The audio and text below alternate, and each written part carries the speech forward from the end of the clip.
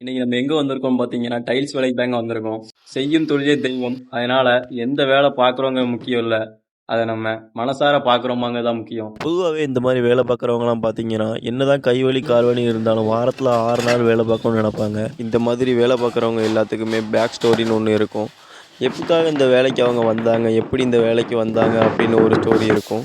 அப்படி இந்த வேலை பார்க்குற இந்த அண்ணனுக்கு ஒரு ஸ்டோரி இருக்கு. அது என்னன்னு கேட்டிங்கன்னா, டிப்ளமோ இன்ஜினியரிங் முடிச்சுட்டு அந்த வேலையில அந்த அளவுக்கு நாட்டம் இல்லாம, அந்த அளவுக்கு ஒரு பிடிப்பு இல்லாம இந்த வேலைக்கு இந்த அண்ணன் வந்திருக்காங்க.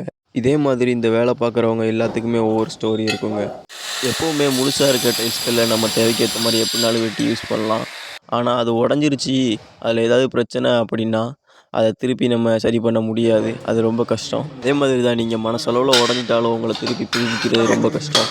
அதனால வலிமையா இருங்க, உறுதியா இருங்க. அந்த டைல்ஸ் கல்ல 4 முக்கும் நீட்டா இருந்தா தான் அது ஒரு நல்ல ஃபினிஷிங்க குடுக்கும். அந்த மாரி தான் உங்க மைண்டு எப்பவுமே நீட்டா, கிளியரா வச்சுருங்க.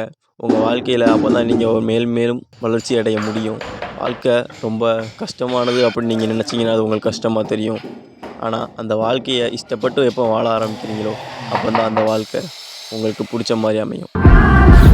எல்லாரும் நீரும் கண்ணாடி கூடும்